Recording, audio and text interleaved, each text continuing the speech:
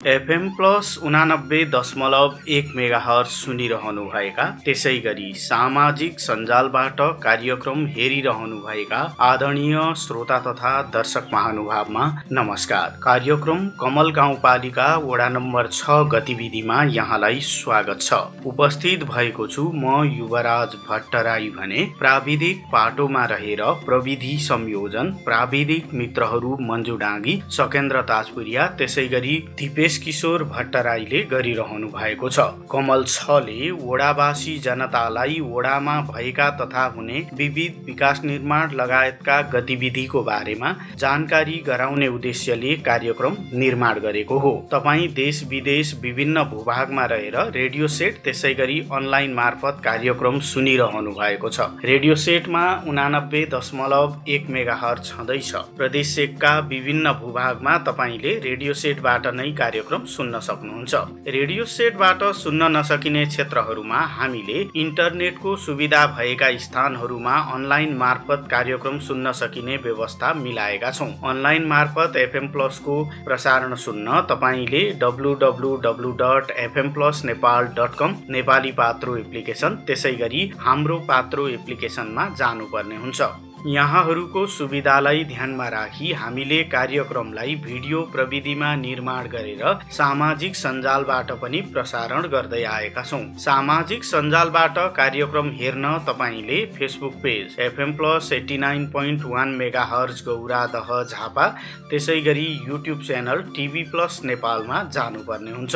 यो त भयो कार्यक्रम सम्मको पहुँच सम्बन्धको जानकारी। अब विषयवस्तुको कुरा गरौँ। विषयवस्तुको कुरा गर्दा सदाझै यसपालिको कार्यक्रममा पनि हामीले कमल 6 का विभिन्न कार्यक्रम तथा योजनालाई विषयवस्तुको रूपमा समेटेका छौं। पछिल्लो समयमा वडा नम्बर 6 का योजना तथा कार्यक्रमको अवस्था के छ भन्ने सम्बन्धमा वडा अध्यक्ष नरेन्द्र भट्टराईले वडावासीलाई जानकारी गराउनु भएको छ।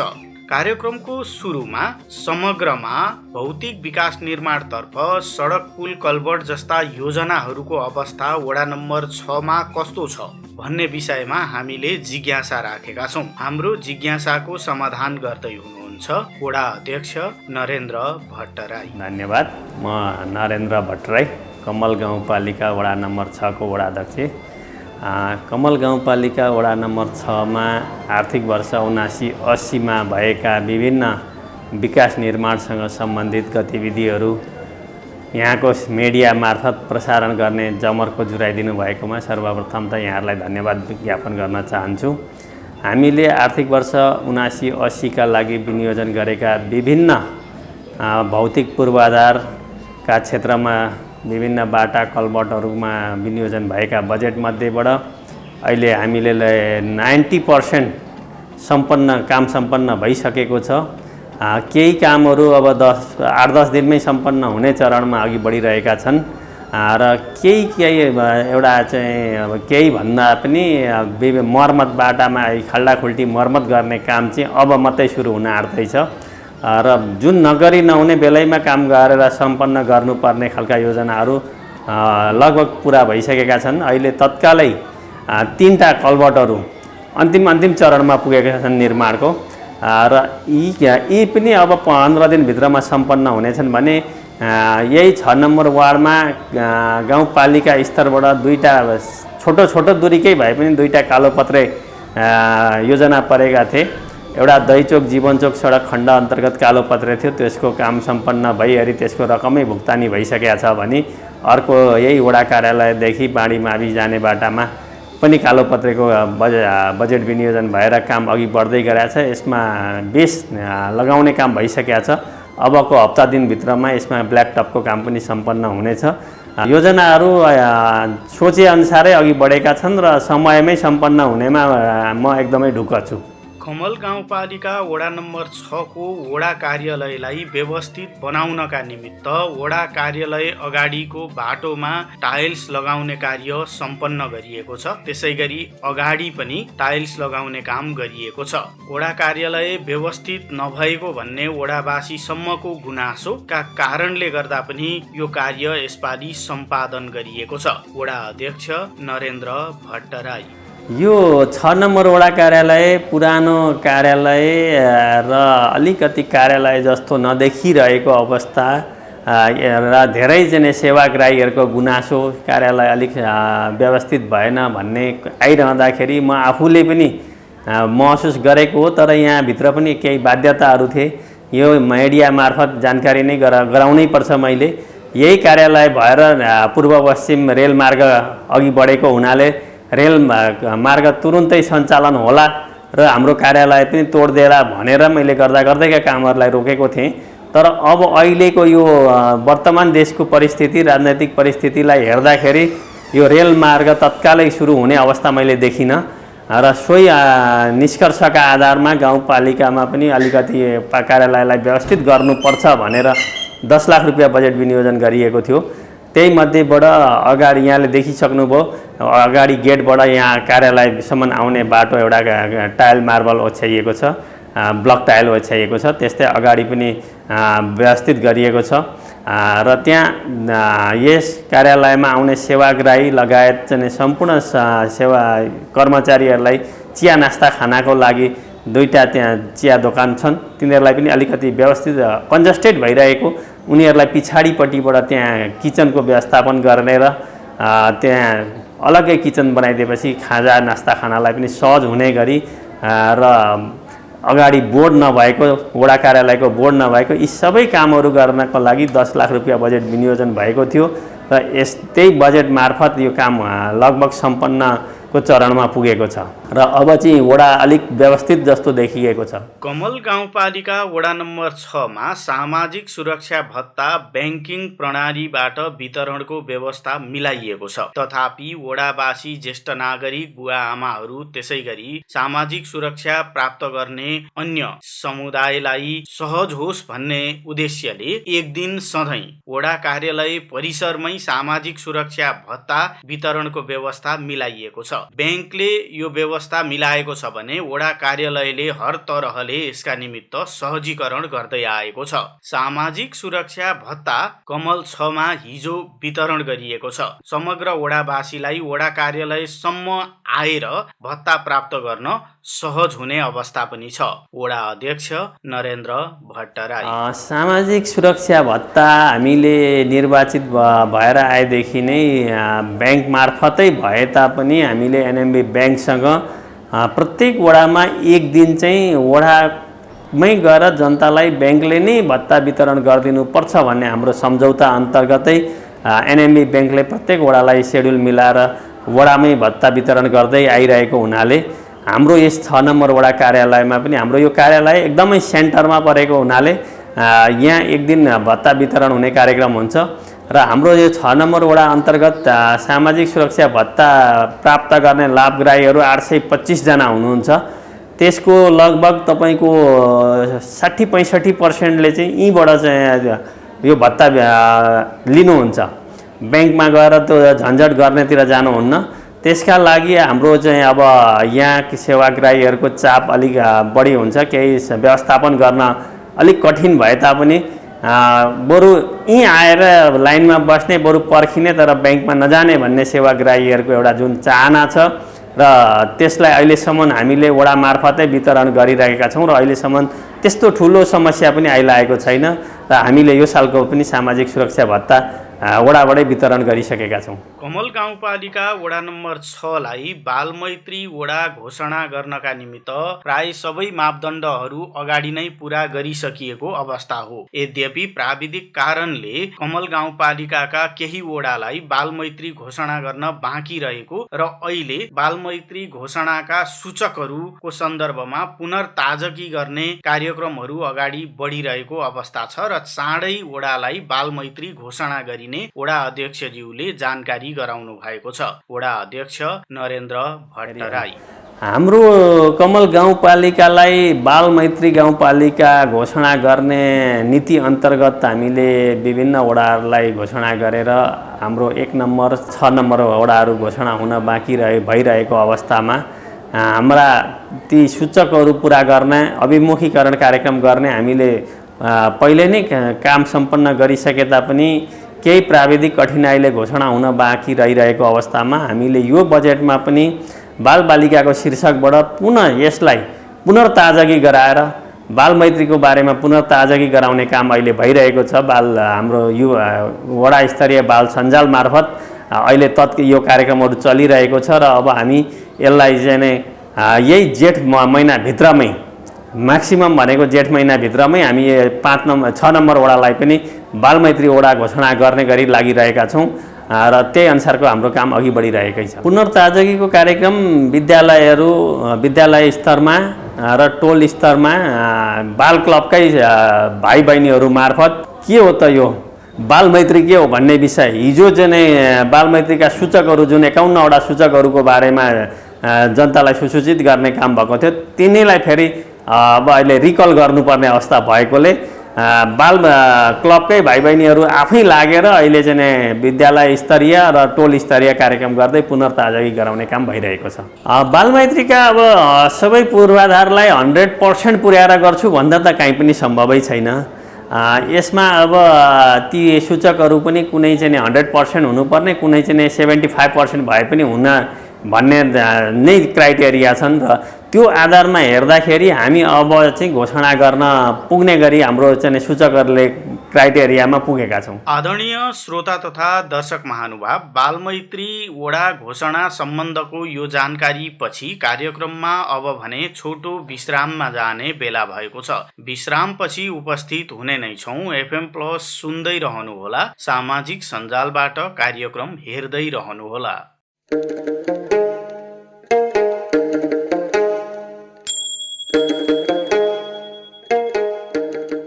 कमल गाउँपालिकाका वडाहरूमा के कस्ता गतिविधि भइरहेका छन्, वडाका समस्या के हुन् अनि समाधानको प्रयास के भइरहेको छ, जनप्रतिनिधि सँगै जनताको आवाज समेत समेटिएको रेडियो कार्यक्रम वडा गतिविधि अब विगतका वर्षहरू भन्दा अझ धेरै प्रभावकारी, अझ धेरै जानकारी सहित कमल गाउँपालिकाका वडाहरूको गतिविधि सुन्नको लागि वडा नम्बर 1 हरेक महिनाको 1 गते साँझ 36 देखि 7 बजेसम्म, पुनः प्रसारण 2 गते बिहान 9:30 बजे। वडा नम्बर 2 हरेक महिनाको 3 गते साँझ 36 देखि 7 बजेसम्म, पुनः प्रसारण 4 गते बिहान 9:30 बजे। वडा नम्बर 3 हरेक महिनाको 5 गते साँझ 36 देखि 7 बजेसम्म, पुनः प्रसारण 6 गते बिहान 9:30 बजे। वडा नम्बर 4 हरेक महिनाको 7 गते साँझ 36 देखि 7 बजेसम्म, पुनः प्रसारण 8 गते बिहान 9:30 बजे।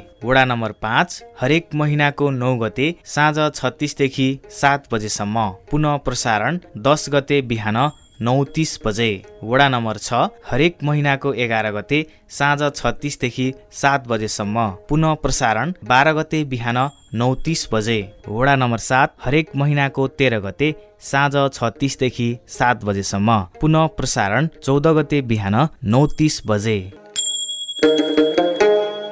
FM+ 89.1 मेगाहर्ज सँगै अनलाइनमा www.fmplusnepal.com, हाम्रो पात्रो एप्लिकेसन तथा नेपाली पात्रो एप्लिकेसनबाट। सामाजिक सञ्जालमा हेर्न तथा सुन्नका लागि फेसबुक पेज FM+ 89.1 मेगाहर्ज, त्यसै गरी युट्युब च्यानल TV+ नेपाल। आदरणीय दर्शक तथा श्रोता महानुभावलाई छोटो विश्रामपछि पुनः स्वागत छ कार्यक्रम कमल गाउँपालिका वडा नम्बर 6 गतिविधिमा। कार्यक्रमको पहिलो खण्डमा हामीले योजनाहरू सम्पन्नताको चरणमा रहेको अवस्था, वडा कार्यालय परिसरमा टाइल्स लगाइएको, त्यसैगरी सामाजिक सुरक्षा भत्ता वितरण गरिएको साथै बाल मैत्री वडा घोषणा सम्बन्धको जानकारी पनि प्रस्तुत गर्यौं। कार्यक्रममा अब भने कृषकहरूका लागि सिँचाइ मोटर तथा स्प्रे ट्याङ्की वितरणका लागि सूचना प्रकाशन गरिएको र यसका निमित्त सम्पर्कमा आउनका निमित्त वडावासीलाई यसै कार्यक्रम मार्फत पनि वडा अध्यक्षले गराउनु भएको जानकारी प्रस्तुत गर्ने बेला भएको छ। कमल 6 का वडा अध्यक्ष नरेन्द्र भट्टराई। बजेट विनियोजन गर्दै गर्दा भौतिक पूर्वाधार मात्रै होइन, कृषि पशुको क्षेत्रमा पनि केही गर्नुपर्छ, किसानलाई पनि राहत हुने गरीका काम गर्नुपर्छ भनेरै कृषि क्षेत्रका लागि हामीले स्प्रे ट्याङ्की वितरण, साना सिँचाइ मोटर वितरण, किसानहरूका चाहिँ पशु बिमाका कार्यक्रम राखेका थियौँ र यी कार्यक्रमहरू सञ्चालन गर्नको लागि हामीले सूचना यही 10 गते हिजो मात्रै सूचना निकालिसकेका छौँ। स्प्रे ट्याङ्की र साना सिँचाइ मोटरको लागि इच्छुक जनतालाई निवेदन दिनको लागि सूचना हिजै हामीले जारी गरेका छौँ। 7 दिने सूचना जारी गरेका छौँ। यो 7 दिनभित्रमा जसले निवेदन हाल्नुहुन्छ हामीले निवेदन परे जति सबैलाई पुर्याउन नसकौँला, तर त्यसमध्येबाट पनि अलिकति अब यो कस्तो भने तपाईँको अलिक कृषिमा अलिक व्यावसायिक तरिकाले कृषिलाई चाहिँ एउटा पेसै बनाउने गरी लागेको किसानहरू जसले चाहिँ त्यो खालि मोटर दियो तर असारमा धान रोप्नलाई नै मात्रै प्रयोग गर्ने होइन कि त्यसबाट चाहिँ सब्जी खेती गर्ने खालका त्यस्ता उत्साहित कृषकहरू छानेर हामी दिने सोचका साथ ट्याङ्कीहरू पनि त्यसरी नै दिने सोचका साथ कार्यक्रम राखेका छौँ। एकैपटक सबैलाई पुर्याउन नसकिएला यी कार्यक्रम वर्षेनी चल्दै जान्छन् र 7 दिनको म्याद हामीले राखेर सूचना जारी गरेका छौँ। र म यही मिडिया मार्फत पनि 6 नम्बर वार्डका, फेरि यो एक स्पेसल्ली वार्डको कार्यक्रम भएको हुनाले 6 नम्बर वार्डका किसानहरूलाई यो 7 दिनभित्रमा यहाँ निवेदन पेश गर्नु हुनको लागि म अनुरोध गर्दछु। र निवेदनको साथमा हस्तलिखित निवेदन सँगसँगै धनी पूर्जाको फोटोकपी, मालपोत सम्पत्ति कर तिरेको रसिदको फोटोकपी र नागरिकताको फोटोकपी आवश्यक भनेर हामीले सूचनामै खुलाएका छौँ। र सोही कागजातहरूको संलग्न गरी निवेदन दिनु हुनको लागि म सम्पूर्ण किसानहरूलाई अनुरोध गर्दछु।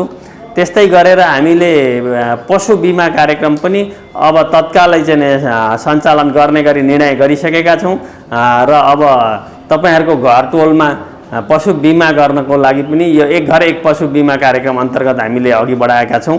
र त्यो कार्यक्रम पनि तपाईँहरूको घर आँगनमा पशु बिमा गर्ने बिमक आउँदाखेरि सहजीकरण गरिदिनु हुनेछ र आफ्ना पशुको बिमा गर्नुहुनेछ भन्ने यही मिडिया मार्फत सूचना पनि जारी गर्न चाहन्छु। आदरणीय श्रोता तथा दर्शक महानुभाव, कार्यक्रम कमल गाउँपालिका वडा नम्बर 6 गतिविधिमा अब भने वडा अध्यक्ष नरेन्द्र भट्टराईले वडाका संशोधित योजना कार्यान्वयनको अवस्थाको विषयमा समग्रमा जानकारी गराउनु भएको छ। वडा अध्यक्ष नरेन्द्र भट्टराई कतिपय योजनाहरू अब असारमा बजेट बनाउँदै गर्दा सोचेर बनाएका योजनाहरू पछि आएर कार्यान्वयन हुन नसक्ने हुन् कि भनेर केही संशोधन गऱ्यौँ। र ती संशोधित योजनाहरू पनि अघि नै मैले भने अहिले 3टा कलबोटहरू हामी बन्दैछन्। त्यसमा ती संशोधित योजनाहरूबाट मार्फतै आएका कलबोट पनि छन् र केही ग्राभेलका काम, बाटाहरूमा ग्राभेल उच्च स्तरीय गर्ने कामहरू र यी सबै संशोधित योजनाहरू अब यो वैशाख भरमा कम्प्लिटली सम्पन्न भइसक्छन्, जेठतिर जाँदैनन् र सबै योजना चाहिँ वैशाख भरमा सकिन्छन्। केही कार्यक्रम रहन्छन्। कार्यक्रम भन्नाले अघि मैले भने पशु बिमाको कार्यक्रम जुन हो यो चाहिँ असारसम्म नै जान सक्छ। त्यस्तै गरेर अन्य केही कार्यक्रमहरू चाहिँ रहला। योजनाहरू चाहिँ हाम्रो वैशाख भरमा सम्पन्न भइसक्छन्। आदरणीय श्रोता तथा दर्शक महानुभाव, कार्यक्रम कमल गाउँपालिका वडा नम्बर 6 गतिविधिमा अब भने वडा अध्यक्ष नरेन्द्र भट्टराईले नयाँ आर्थिक वर्षका योजनाको तयारीको सम्बन्धमा वडावासीलाई जानकारी गराउनु भएको छ। वडा अध्यक्ष नरेन्द्र भट्टराई अब हामी 79-80 को आर्थिक वर्ष समाप्त हुन लागेको छ र 80-81 को बजेट निर्माण गर्ने बेला अब सुरु हुन लागेको छ। यहाँले भने जस्तै अब नयाँ योजना तर्जुमाका लागि योजना तर्जुमाका चरणहरू जुन छन् 7वटा चरण पार गर्नुपर्छ। त्यसका लागि हामीले चाहिँ अब यो जेठ लागेपछि चाहिँ ती प्रक्रियाहरू अघि बढाउनेछौँ र म यही मिडिया मार्फत सम्पूर्ण टोलवासी आमा बुवा दाजुभाइ दिदीबहिनीहरूलाई के पनि आग्रह गर्न चाहन्छु भने हामीलाई एकदमै उत्पादनमुखी प्रतिफल दिने खालका योजनाहरू जसले गर्दा रोजगारी पनि सृजना होस् र हाम्रो चाहिँ आय स्तर पनि बढोस्, त्यो खालका योजनाहरू हाम्रो टोल छिमे हामीलाई चाहिएका योजना के छन् त्यस बारेमा यहाँहरूले पनि बेलैदेखि एउटा तयारी गरेर बसिदिनु भयो भने हामी टोल भेला गर्छौँ।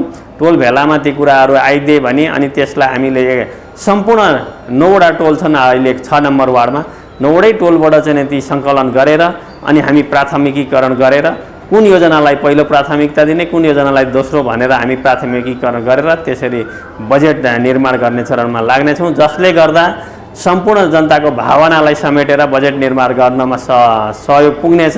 त्यसका लागि पनि बेलैदेखि तयारीमा रहिदिनु हुन पनि म अनुरोध गर्न चाहन्छु। नयाँ आर्थिक वर्षका योजनाको तयारीको सम्बन्धमा वडा अध्यक्षज्यूले गराउनु भएको यो जानकारीसँगै कार्यक्रमबाट अब भने हामीले बिदा माग्नुपर्ने बेला भएको छ। तपाईलाई कार्यक्रम कस्तो लाग्यो? प्रतिक्रियाका लागि हाम्रो स्टुडियोको टेलिफोन नम्बर 023 480 055 सदैव खुल्ला छ। प्राविधिक पाटोमा रहेर प्रविधि संयोजन गर्नुहुने प्राविधिक मित्रहरू मन्जु डाँगी, सकेन्द्र ताजपुरिया, त्यसै गरी दिपेश किशोर भट्टराईलाई धन्यवाद दिँदै म युवराज भट्टराई अर्को दिन अर्को वडाको गतिविधिका साथमा हाजिर हुने बाचा सहित बिदा माग्छु। एफएम प्लस सुनेर साथ दिनु भएकोमा यहाँलाई धेरै धेरै धन्यवाद छ। हाम्रा प्रसारण सुन्दै रहनुहोला।